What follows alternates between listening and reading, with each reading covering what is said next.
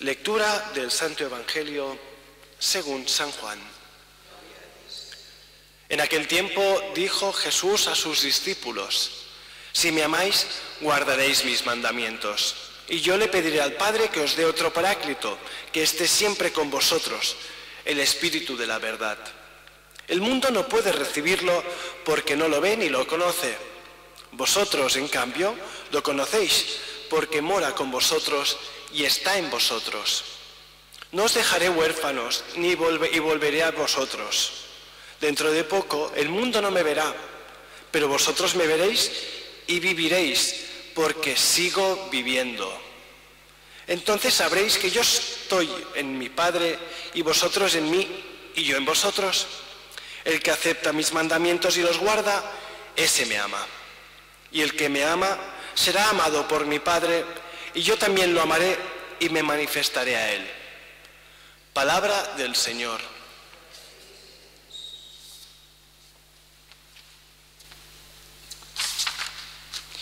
Si nos fijamos un poco en las lecturas de hoy, nos daremos cuenta que ya se está empezando a preparar lo que será el don del Espíritu Santo, lo que será Pentecostés, aunque todavía falta. Y lo vemos porque el Espíritu Santo está por en medio en todas partes de estas lecturas. La primera, este diácono, Felipe, que baja a la ciudad de Samaria y empieza a predicar a Cristo. Claro, en la mentalidad del primer momento estos eran, para los judíos, los samaritanos eran los enemigos, los del reino antiguo de Israel contra el reino de Judá, aquellos que habían prácticamente ya desaparecido como reino, pero que muchísimos siglos atrás, y que habían quedado como herejes, como totalmente una secta, separados a nivel religioso, no solo a nivel político. Ese reino del norte, ese Samaria, los samaritanos, de los judíos. Y tan es así que nos acordamos el mismo Evangelio, como Jesús pasa por allí, como muchos, sabiendo que es judío y va a Jerusalén, no lo aceptan, pero a la vez el mismo Evangelio nos hablará de la samaritana, la del pozo, la del agua, dame agua viva, y cómo se convierten y cómo siguen a Jesús unos cuantos samaritanos a raíz de aquello. Y aquí nos encontramos que Felipe, este diácono, años después, no demasiados, pero algún año después del Evangelio, baja a Samaria y empieza a predicar a Jesús el Cristo, al Mesías. Y dice que la gente unánimemente escuchaba con atención a Felipe, porque habían oído hablar de Jesús y de los milagros que hacía, de los signos, dice siempre. Pocas veces se habla de la palabra milagros y se habla de signos. Y la razón es muy simple. Cuando se habla de milagros son cosas extraordinarias. Cuando se habla de signos son cosas extraordinarias para hacernos entender lo que Dios quiere. No son actos mágicos extraños. Es acción por voluntad de Dios para que entendamos la voluntad de Dios. Así que son signos de Dios en el mundo. Y dice que con que habían oído hablar de Cristo, de Felipe, de lo que hacía, de los signos, pues escuchaban con atención, bien predispuestos a la fe. Y por eso nos dice aquí que muchos poseídos salían, los espíritus inmundos de muchos poseídos, los muchos paralíticos y lisiados se curaban. Y todo esto, ¿por qué? Porque estaban preparados para la fe. Esto es muy curioso verlo y pasa en nuestro tiempo. ¿Quieres milagros? Cree y los verás. Todos aquellos que exigen milagros para creer no verán ninguno. Los milagros se hacen desde la fe y se ven y se entienden desde la fe, con alguna excepción que Dios a veces hace para el bien de algunos, que son privilegiados suyos. Recordemos que Dios es libre y Él es el único que nos conoce hasta el fondo y nos trata a cada uno como hijos, pero de forma diferente a cada uno, con la libertad de ser Dios mismo. Y dice que empieza a bautizar y los apóstoles, dice, se enteran de que en Samaria habían recibido la palabra de Dios y envían a Pedro y Juan.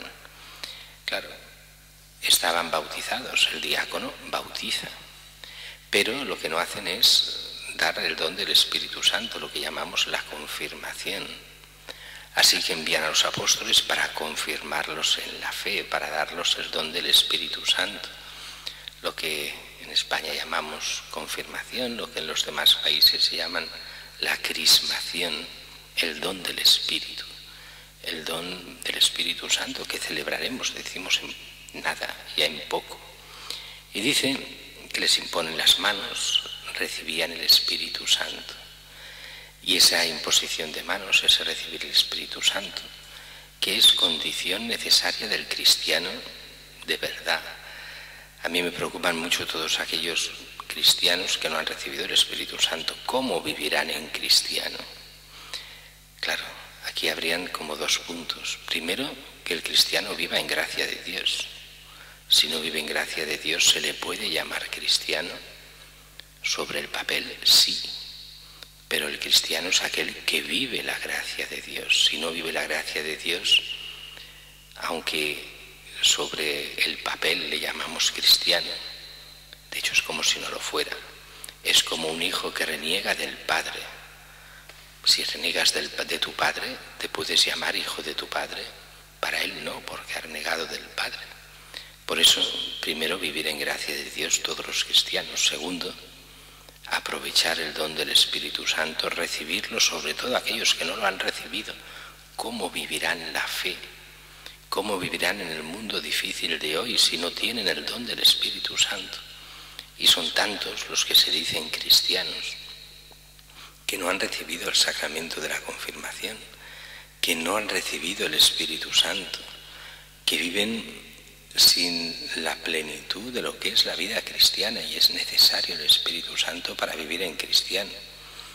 Y por eso hemos de recordarlo, los que no hayáis recibido la confirmación, cuanto antes recibidla, cuanto antes formarnos, cuanto antes entender qué es eso del Espíritu Santo, que es Dios mismo que quiere actuar con una gracia especial en cada uno de nosotros, aunque lo veremos esto en Pentecostés, pero nos hemos de preocupar, si no hemos recibido el Espíritu Santo, de recibirlo para vivir especialmente bien esta gracia de Dios.